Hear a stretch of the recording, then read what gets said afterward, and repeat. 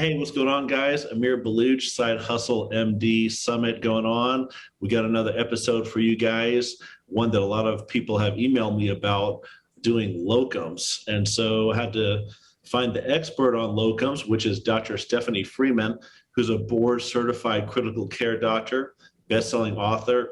She's also a sought-after speaker. She's helped other doctors who feel stuck in unfulfilling careers. And through her books, webinars, coaching programs, she's helping other doctors discover alternative careers in medicine so they could practice medicine on their own terms. So Stephanie, thanks for coming on board and giving us some of your time today. Thank you so much, Amir. I am so happy to be here. Like you said, I am Dr. Stephanie Freeman. I am your favorite double board certified critical care physician. I help physicians who are struggling with their jobs, burnt out with their careers, or who just want some career advice. Through my books, webinars, coaching, speaking, and online courses, I help physicians discover alternative jobs and careers in medicine so that they can practice medicine on their own terms and have the life freedom that they deserve and desire. Super, super happy to be here. Awesome, awesome. So I mean, out of residency, a lot of people don't think about locums. And I'm not sure if you started with locums straight off the bat. You probably had, some type of a career, but then you felt this need or calling to do locums. Like, can you tell us about how that transition happened? Well, I didn't feel a need or a calling to do locums. I'm going to tell everybody the real reason why I am a lifelong locums doctor. Can I share this with you? Yeah, let's do it. Share. Because I can't keep a job. I can't keep a permanent job. And I'm going to tell you why I can't keep a permanent job. See, I don't like hospital politics. And I am a entrepreneur at heart. I have a lot of side business interests, and it's kind of hard to serve two masters, so to speak. Because, when you're a W-2 employee, they expect you to drink the corporate Kool-Aid. Meanwhile, you want to go just do your job. And then when you're not at work, you want to do your other stuff. But that doesn't quite work out in the universe. So you're going to have to make a choice. So the universe chose for me. And I ended up doing locum. So this is how this really happened. I'm born and raised in Tuscaloosa, Alabama. As you can tell, I got a real Southern accent. So born in Tuscaloosa, Alabama, live in Houston, Texas. I am a true Southerner. I did college at the University of Alabama. I did med school at UAB, residency at Wake Forest, internal medicine at Wake Forest, critical care fellowship at the University of Pittsburgh. I did a geriatrics fellowship at Wake Forest before I did critical care. And so I finished up my critical care fellowship at the University of Pittsburgh. And if anybody is anywhere familiar with critical care, you know that Pittsburgh is the critical care guru. So I was like, I'm at UPMC, I'm finishing up. I had a great training time there, and I'm ready to conquer the world. So I'm living in Pittsburgh, and I really like the area, so I wanted to stay in Pittsburgh. And so I bought a house in one of the suburbs of Pittsburgh, and I got a job at the hospital, the local community hospital. A group of pulmonary docs hired me to be their intensivist. So I'm coming out of my training. I'm so idealistic, had no idea about how medicine was practiced in the real world because I was just at the Mecca, the critical care Mecca, which the intensivist program ran everything. It was critical care because that's what Pittsburgh was about. So I get this first job and it didn't work out because you have private practice, community-based pulmonary doctors bringing in an intensivist with my training and background being in academic medicine. It was my first job. It didn't work out. So they fired me, contract not renewed. So I'm sitting here devastated. And I was like, nobody talks to us physicians in training about the fact that they could just not renew your contract and be like, sorry, you're out of a job. But here's the thing, Amir. I've always understood the concept of moonlighting and hustling because I would be that resident that as soon as I could get my unrestricted license and as soon as my program gave us the okay to moonlight, it was me. So I was always moonlighting as a medicine resident and as a critical care fellow. So on the weekends in which everybody was off having fun, I was out hustling. I was getting it because, that first time you make your moonlighting check, and your moonlighting check is more than the check that you get in training, I was hooked. I was like, Yeah. wait a minute. So when I lost my first job out of fellowship, I was like, okay, I'm just going to go right back down to this hospital down the street where I used to moonlight as a critical care fellow. So I really didn't miss a beat in terms of my income, because I always knew about hustling. I always knew about moonlighting. I always knew that I could work a shift here, a shift here, a shift here, a shift there. But what I didn't realize at the time is that there was a whole industry made up of that type of work. And I will never forget, I was at a conference, the Society of Critical Care Medicine conference, and I was in the exhibition hall. And I just happened to go up to one of the tables of one of the locums companies, and they were telling me about it. And I was like, shoot, sign me up. And I took my first locums assignment in 2008. So when I tell you I'm an OG locums, I'm an OG locums. I started this in 2008. So I took my first locums assignment in 2008 in Pikeville, Kentucky. Didn't know but you know what? I loved it. And so I was like, wait a minute. So I can bring home more money working 10 days a month than I did working 20 days a month as an employed intensivist. Wow. I was hooked. I was hooked. And doing locums allowed me to do other stuff that I wanted to do. So at the time I was living in Pittsburgh, I was working out with my trainer. I was like, let's open a gym, and I was like, let's do this. And so my mom was like, if you're going to do all of this stuff, she's like, you really need to go back and get your MBA. She says, because a lot of physicians are entering arenas of leadership. And so you need to go back and get your MBA. So I did what my mama says. And I went back to school to get my MBA. So while I was working on my MBA, I was doing locums. And it was amazing because locums gave me the freedom and the flexibility and the ability to continue to earn income while I was, pursuing other things that made me a better and more well-rounded person. And that is why I fell in love with locums and the locums life. And that's why I am the locums doctor, the locums guru, because I want to share this with other physicians, because I think that this is the best kept secret in terms of what people should, if they don't want to have a lifestyle of locums like I do, but maybe it's something that they may need to do just for a small amount of time, but it's something that every physician should consider having in their armamentarium in terms of, not just careers, but something I can do on the side as a transition to help me go from point A to point B. So that is why I am a locums like lunatic, if you could call it that, so that's what I do. Yeah, that's really awesome story. I mean, 20 to 10 days. I mean, that frees up so much time. That's excellent. There's probably a lot of doctors saying that they wish they are thinking that they wish they lived your life right now. I'm sure, but I'm wondering, should every doctor consider locums, or are there some people that maybe shouldn't look at it at all? Like, what do you think about that if somebody comes to you for advice on that? It is not for everybody. If you are a physician who does not like change, then it's not for you. Okay. If you are a physician who does not like having to learn a new hospital's way of doing things, if you do not like change, if you do not like being flexible, if you don't like having to go to different locations and learning new staff members and learning a new EMR system and learning the feel of a new hospital, then it's not for you. If it's not for you. But if you're a physician who doesn't care, be like, ICUs are the same, all ERs are the same, all ORs are the same, all EMR systems. Yeah, some suck, but they all work basically the same way. If you are a person that can navigate those small hurdles, then maybe locums may be something for you to consider, but it's not for everybody. It's not for everybody. So let's say there's some people out there, they're okay with change.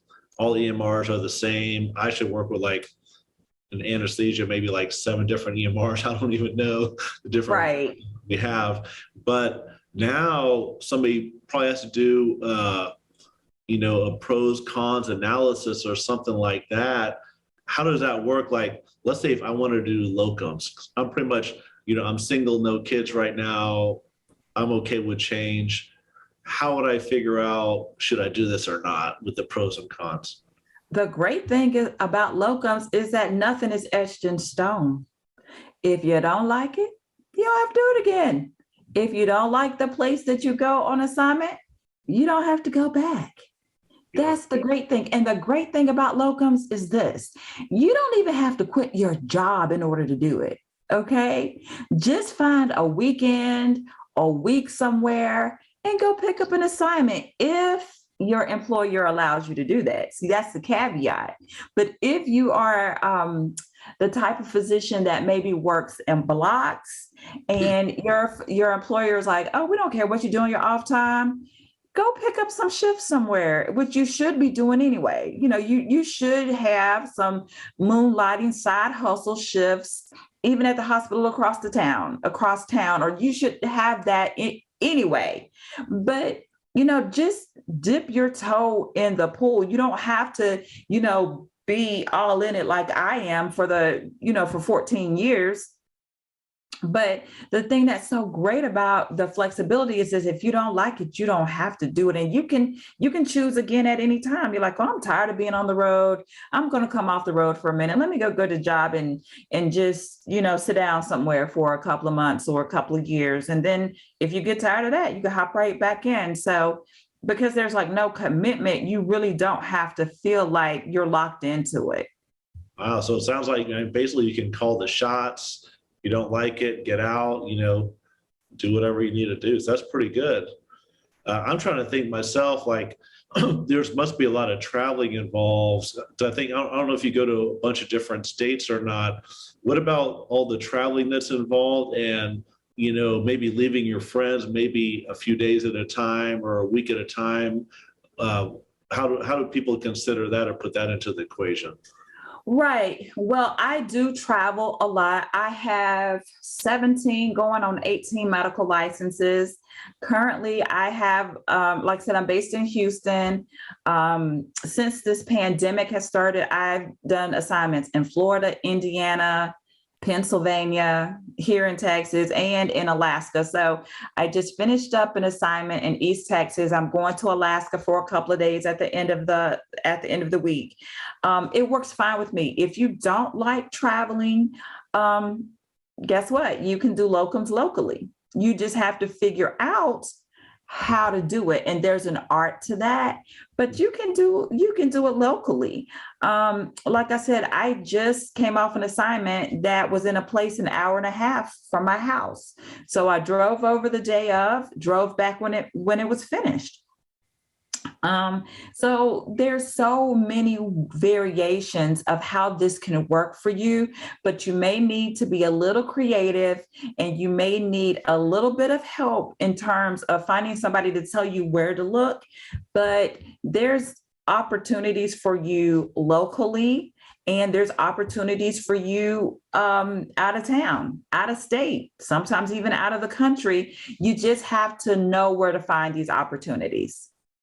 So let's say people are able to find these opportunities and, there's traveling involved sometimes, maybe not too far, but then you mentioned you went over here, there for a few days.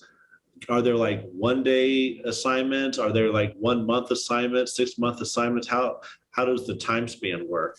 Right. The time span works depending on your a specialty. So I'm an intensivist. And so as an intensivist, I work in block shifts. So intensivists typically full-time critical care is considered is maybe 14, 12-hour shifts a month. So just like, critical care, hospitalist, emergency medicine. So it's easy for me to go somewhere and work in blocks. So usually what will happen is a client will reach out to a locums company and say, hey, we need coverage. And they will either offer a specific set of dates they need coverage, or they'll say, we'll take whatever the doctor can give us. So I'll just either accept those dates that they have or give them my own dates. And sometimes it's just for a limited amount of time, depending on what the client needs, if it's for vacation coverage or somebody's out sick, or if it's an ongoing assignment. So it just depends. So like I said, I might go to East Texas for a week. I might go to Alaska for a couple of days. I might go back to Alaska, might go back to East Texas, may pick up some other things. Now, in other specialties in which they actually need you to go to work every day and it's not block scheduling, you may have to, go for a month at a time or 2 months at a time. For example, I have physicians that I work with as my clients who are family medicine doctors, and they cover a traditional family medicine practice, and they are working in that particular office Monday through Friday, 8 to 5, weekends off. And maybe their assignment is for a month until they get the practice hires another physician, or another physician comes back off of sick leave, or, maybe it's just for 2 weeks, maybe it's just for a week, depending on the need of the client. So there's so many variables, and there's no one size fits all. So that's why, if you're considering it, just start having conversations. Just start having conversations with different people so that you can see whether or not what the need is and whether or not you can fulfill the need, and vice versa. It's very important that you understand what your needs are as a physician and why you are transitioning to locums, to see if, it fits you as well. So it's a two-way street. Got it. So when you're on the road doing locums versus like W-2 employee, where they usually cover your health care and benefits like that, who's covering that in locums, or is that negotiable, or how does that work? Right. So as a locums physician, you are an independent contractor. You are a 1099. So you are actually responsible for obtaining your own benefits. So you have to obtain your own health insurance, life insurance, disability insurance, and do your own retirement plan. But Amir, you are a financial expert, so you know that there's oftentimes more benefits if you do it yourself. And if you use your 1099 income and take advantage of all of the tax benefits you get from doing your own financial plan. So I like to tell all of the physicians who are considering it, it's like, it's not hard. It seems daunting, but there's people out here that can help you do that. There's people out here that can help you, set up your retirement plans. And physicians are high income earners. We start having this 1099 income. You were looked at as a business by the government. So now you've got the opportunity to take advantage of some really lucrative, retirement plans that can be very beneficial from a tax standpoint. So it's all about having a team. Everybody needs a locums team. You need a certified financial planner. You need a CPA. You need an attorney. You need an estate planner, and you need a locums coach. So you can find everything that you need. You can find people to help you get it. So try not to let the fear of, quote unquote, not having the employer sponsored benefits keep you from making that transition, because now you're your own employer and you can get those own benefits. You just have to reach out to people to help you set those things up. Yeah, that makes sense. I mean, there's not only a bunch of tax benefits, but if you are having a side hustle and you want to get either a corporate line of credit or a business credit card, it's not easy to do if you're a W-2. But if you're a 1099 and you're a doctor, most banks will give you $100,000 just for being a doctor and having a heartbeat. So if you guys go on the side hustle route, I mean, there's a lot of money at low interest rate, like 4 or 6% range, so you could grow your business. So that's just another thing I'm just going to throw out there, because I know people are probably thinking now, hey, let me do some locums and maybe do something else on the side when they have that extra free time. But I wanted to mention something else that I am working on, because I've been in this locums industry. I've been a locums doctor for almost 14 years. And whenever I talk to other physicians who really need to make the transition, either by choice or by force, to do locums, their number one hesitancy is, what do I do about health insurance? And so I tell people what to do. You can either go through an insurance broker, go directly to the company, or through the ACA exchange. But we know that the options are not great and that the prices are high. So one of the things that I'm working on right now is I'm in the process of forming a nonprofit trade organization made up of locums and independent physicians, so we can come together with the unique purpose of, guess what, forming a group. Okay. I get a couple of thousand physicians together. Guess what? I'm having conversations with insurance companies, so that we can have really great benefits at a group rate. So I'm in the process of having these conversations right now, and a lot of physicians have expressed interest. I said, because I just feel like there's strength in numbers. And if we bring enough together, enough like-minded physicians to say, hey, I still love practicing medicine, but I'm more than just a doctor. I want to continue to practice clinical medicine, but I also want to develop my real estate business. I also want to pursue my passion of writing. I want to take time off. I want to travel. So why can't we just come together, strengthen numbers, and say, hey, we're here, let's have these conversations, because we independent physicians deserve the same quality of benefits as people who are W-2. So therefore, I said, let's bring the group together so that we can start working on getting these types of things to the benefit of us all. Yeah, that's really smart thinking there. And that's getting a lot of people thinking now, hey, so many pros with locums, but people need more training too. And I think you have some free training. Can you tell us about some trainings coming up? And I think you have a conference too, right? Right. I do have a conference coming up in either May or June. It's called the Locums Doc Summit. And what I do is, this is the first conference by physicians for physicians, strictly about locums. So if people are interested in locums, considering locums, I bring in top industry leading experts to come teach us about how to be a locums doctor. We'll have insiders in the locums industry to tell us, kind of pull the curtain back and say, okay, this is really what's going on. Have financial experts, accounting experts, other physicians who have done locums to actually teach and train us about how to win at this game. But I also have a free locums training video entitled Getting Started with Locums in 5 Easy Steps. And that is for everybody who says, okay, I just want to know what this thing is about and what should I do to get started. And so that website for my free locums training, Getting Started with Locums in 5 Easy Steps, is available at www.freelocumstraining.com. That is www.freelocumstraining.com. Cool. And guys, we'll have some links below here in the video and in your email. So check those out. And Stephanie, thanks for dropping all this knowledge on locums. So you're definitely the locums expert. And I think people got a lot out of this. Well, thank you so much for having me. I really appreciate what you're doing and bringing together physicians who are like-minded, like Side Hustle, because I tell everybody I'm the Side Hustle queen, because it is so important that physicians are well diversified, not just financially, but as people, as human beings.